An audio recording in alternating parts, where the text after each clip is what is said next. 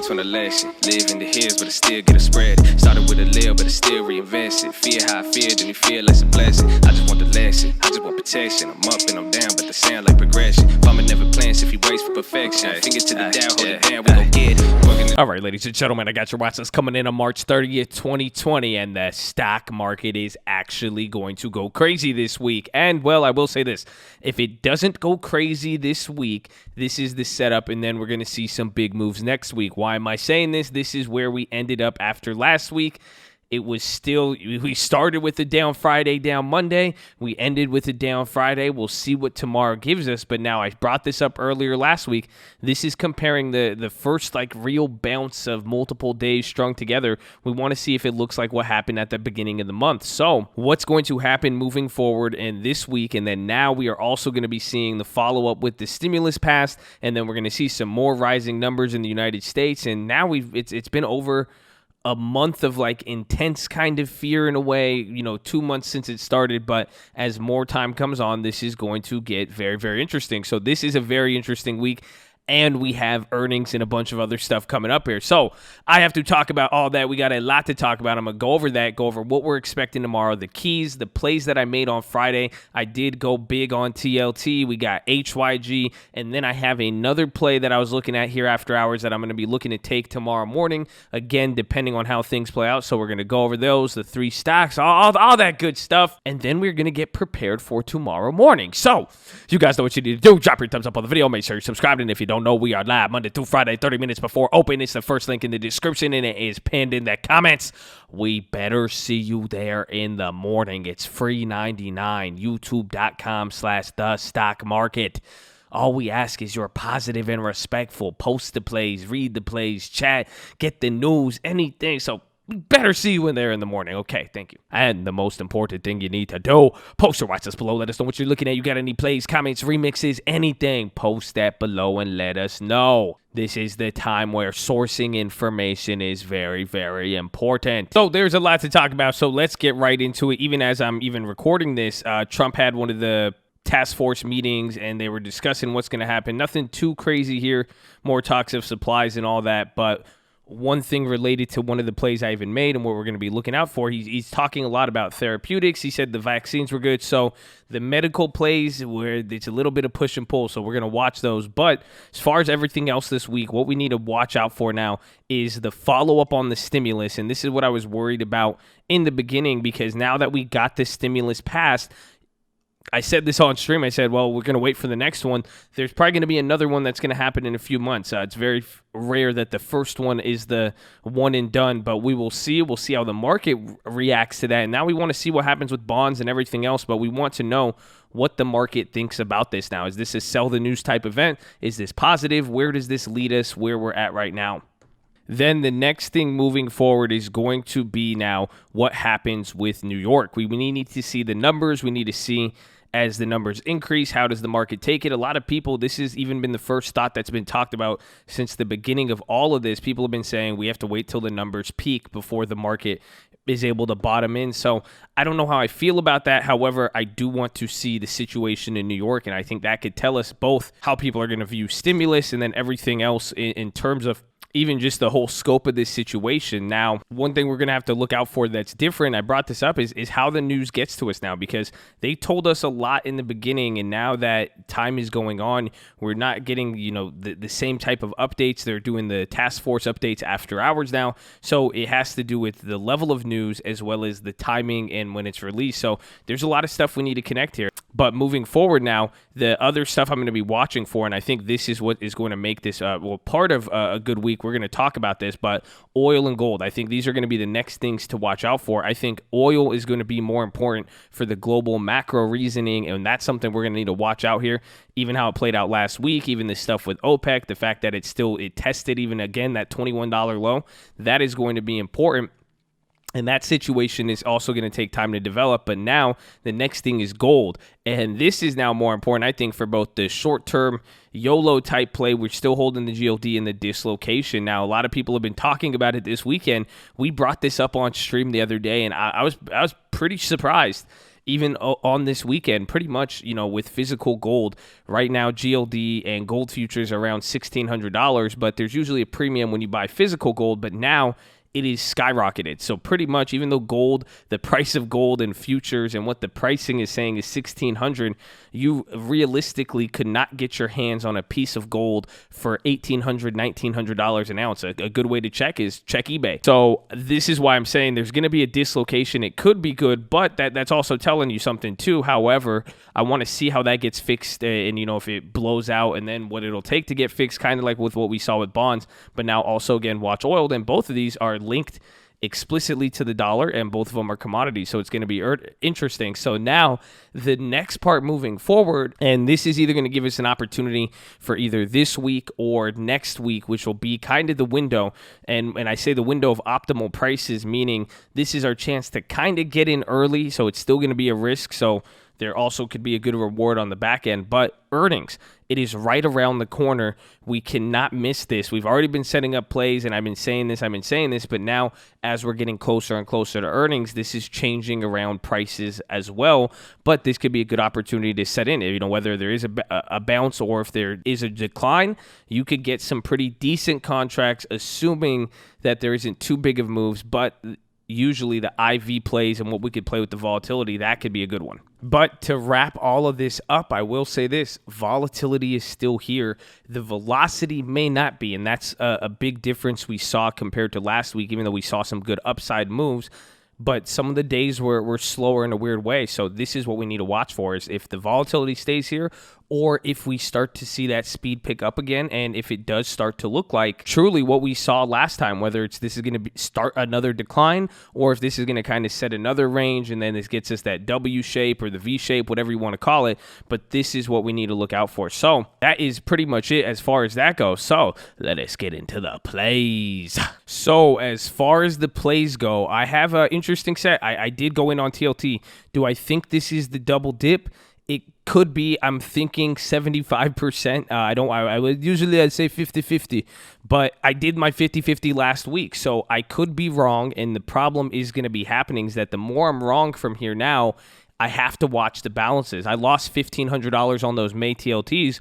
We're still in them, but they've lost most of the premium, and they're really, really far out the money. So what I did was go after more TLT, and that's because those June 200 TLTs, those finally came back, and those are only up 300% now as opposed to 3,000%. So I was like, okay, we could factor this in. So I grabbed a lot more, and I spent a lot more. This was about like $4,000 or $5,000 in TLT. So this was a big one, but how did I justify it? This is still within 2 standard deviations because I'm holding that June 200. So the 205 isn't that much more there. It's still pretty far. However, thankfully, TLT has been moving a lot. So that's one thing. But the other part I liked about it, it had August, and now the premiums have dropped a lot. The only problem where it's like, even though the premiums have came down, the real way we're going to lose on TLT is that if TLT keeps coming up, but it stops having some of these big blowout days, and then the pace or the trajectory towards the 200 levels, as that starts to slow down and change, these will start to lose money. So it's still a risk. So that's what I'm saying, is that I've been wrong on it. As far as the double dip is concerned,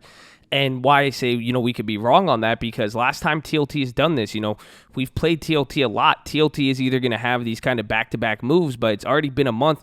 It could do this for like 3 months, and then the final move comes up. So that's the first play I got. I still like TLT. That's not really my number one top play I'm going to be looking at, but I did put a large amount of money into it. I like it. I want to see how that plays out, but there's been some days here in the market when the volume and the volatility has been kind of weird, where we've been losing on the dollar play, the gold, and TLT all at the same time while other individuals have moved. So that's why it's understanding these types of plays and knowing the exposure you're getting. But for me, I kind of like that until other stuff settles out, and then what I'm going to pretty much plan to do is build earnings plays around this trifecta of plays we have. So that was the first play I got on Friday. Then I did another secondary play. It was pretty large. I got HYG May 20th or May 15th, 55 puts, and I got 20 of them at 75 cents. So why I got this play was actually very interesting. I said I love you guys, but I didn't notice that a lot of people were buying LQD.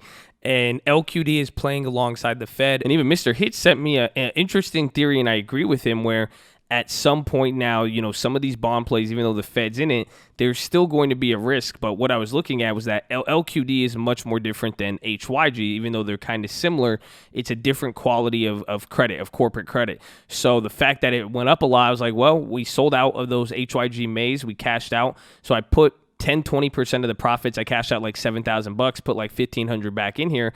And what I was doing is playing it again because I still think that some of the HYG run up, I don't think HYG is going to move like LQD. If anything, I think they're going to move in tandem, but if anyone is going to slip, I think it will be HYG. So thought I'd get exposure to there. I'm not too for certain on that play. I think this one is just more kind of playing the over end of the hype. So we're going to watch that. Then the next one I got, and this play is actually interesting. And now this is what's going to happen coming into next week, and I think there's going to be a few of these plays. Myrna. So I grabbed 10 of the $50 calls at 30, and I believe that was for April 9th. So it's more short term. Oh, wow. That's really, so that's like what, only like 2 weeks.